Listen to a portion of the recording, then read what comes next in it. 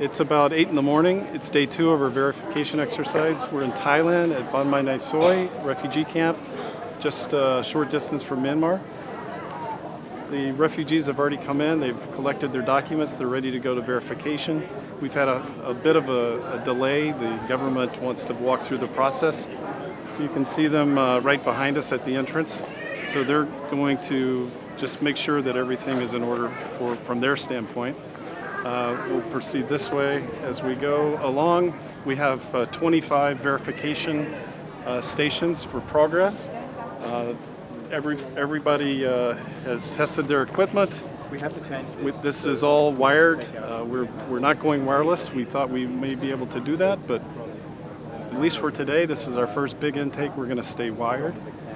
So as you'll see, refugees haven't come in. There's roughly 25 progress setups here. Everybody's been trained, about 3 days worth of training. This process is working great.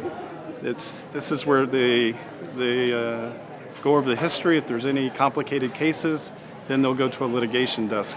So right now, we have no problems in this area. Once they finish with their verification, we have a bit of a waiting room here. This is when they come from verification, and they're going to be moving over to our biometrics stations. So Biometrics, this is the first attempt anywhere in the world to go live with our new Accenture solution.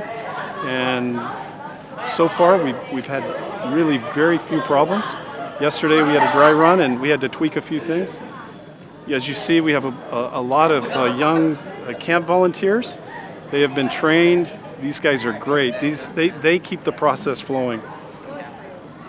They've got a great sense of humor. They know that they have to okay, actually we're seeing our first refugees come through. No, those are the government folks. So government folks, they're going to walk them through the process. Okay, we'll keep going this way. So these are our volunteers. The biometrics, we've set it up. It's pretty extensive. It goes down. We have 20 workstations. So we've got fingerprinting, iris, and this is where the photos are taken.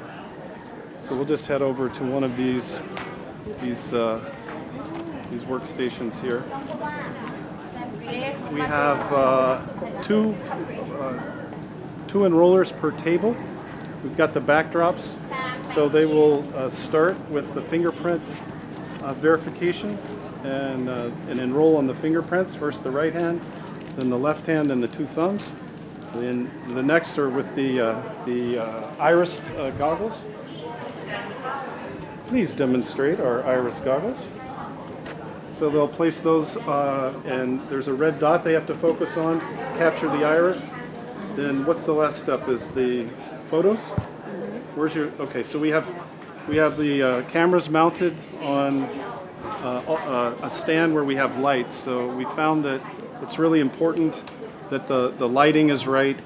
We have these backdrops, so the families will come and they will sit. As soon as someone's to be enrolled, they'll move around to the chair, and all the equipment is right there for them.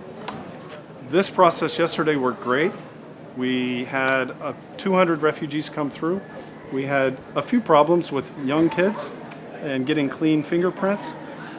There was a case, for example, we knew this would come up. There was a woman who basically the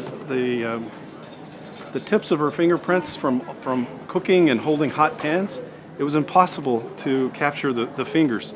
All 5 fingers, we could not get a single good fingerprint. But we went to the iris, so we were able to capture both irises cleanly and, of course, have a picture. So we knew it'd come up. I think today we're actually going to, I scanned the crowd. There's several people that don't have an arm, an amputee, perhaps from a mine clearing accident. So in that case, we would just capture the one hand. So we have the 10 stations here. After this process, they will go behind, and there's another waiting area. That is the waiting area for checkout. They will go behind there, and all the documents will be checked. That's where they get their smart cards, and that's the end of the process. From a management oversight IT point of view, we've got behind us here the management command center, as we're calling it. So in the mornings, this is where we all kind of hang out and make sure that everything's going smoothly. So now we're coming into the management command center. We got all the guys here working since early this morning. Come over here and talk to Andrew and Sam. Good morning, guys. Hi. So yesterday morning, our first run through, we had a bit of issues at intake, which is where they first come in, but these guys have come up. What did you guys do? We just put in extra staff to manage they have to present documents and they're checked at a desk there. We didn't have quite enough people managing that yesterday, but now we've increased the number of queues. So we're filling up the verification area very quickly now. Yep. As we walked through, everybody was in. Okay. We're going to move over here. This is where the IT guys are. Jim is our project manager. So what's going on? Everything's going well. Yesterday was the first day that we actually used the system in a real enrollment scenario. It worked well. We enrolled 194 refugees, and we found some kinks in the system that we're working out. It's all new to the operators as well, so there's some kinks in the process, kinks in the system that we're getting cleared up. We've got the technical guys over here, Pat and Thomas from Accenture, that are making sure the back end is up and running and ready to go for day 2. Yes, excellent. So this is an ideal scenario for us when you have your technology partner that has somebody on site. Thomas has been here with us for almost 3 weeks now. He's responsible for the back-end system, how what we do here locally feeds into our overall biometrics servers in Geneva. So it's been great having him here, very invaluable for what he does. So we'll move over and look at the data center, our state-of-the-art data center here in Biometrics. Outside of the command center, we have our two 25 kVA generators. So this is where we get all of our power. We have 2 because we want to back up. It's critical that we don't lose power. So the guys have done a great job setting them up. We have them on trucks because we take them out each night for security reasons. Probably one of the most critical areas is our coffee shop. This is where we make our coffee. This is the data center. This is the server room. We've got a thatched hut set up with bamboo walls. So now we'll pop in and talk to the infrastructure guys.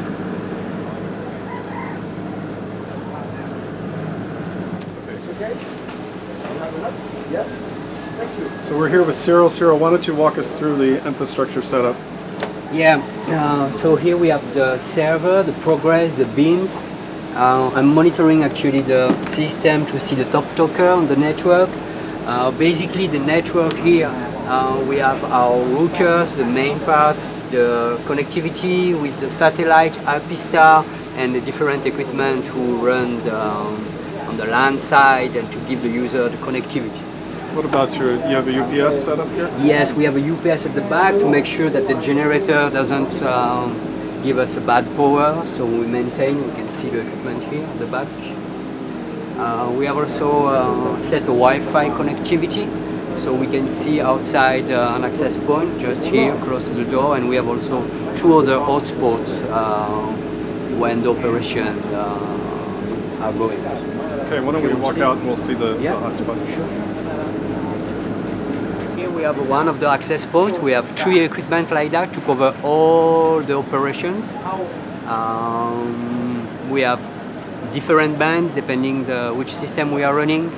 So we are able to cover all the area. So everybody is capable to run either LAN connectivity or wireless connectivity.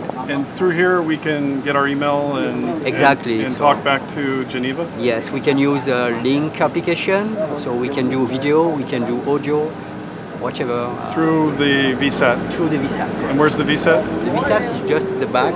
We have a place. Why don't you show us? Yes.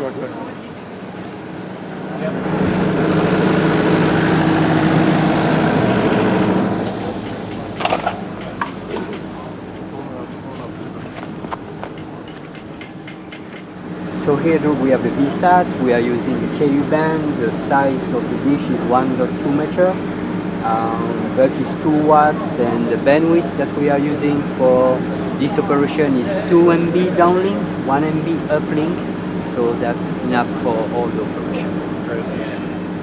This is the critical piece. This connects us back. This is the first time in this camp ever that we've had a satellite. The government has not allowed any connectivity in this camp, just for security reasons. They don't want a lot of outside connections.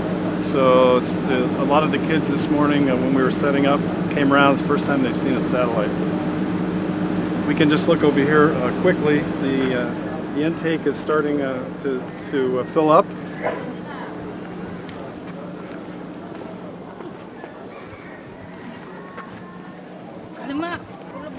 So we started in the intake on the inside, and now we can see all the refugees showing up. This morning it was very, very cold, about 14 degrees. It's starting to really warm up. So we, throughout the camp, we've actually got these cooling fans with mist that will keep everyone nice and comfortable. But that's our setup. Everybody's excited. We're in day 2. We hope to get 1,500 to 2,000 verified and enrolled today with our biometrics.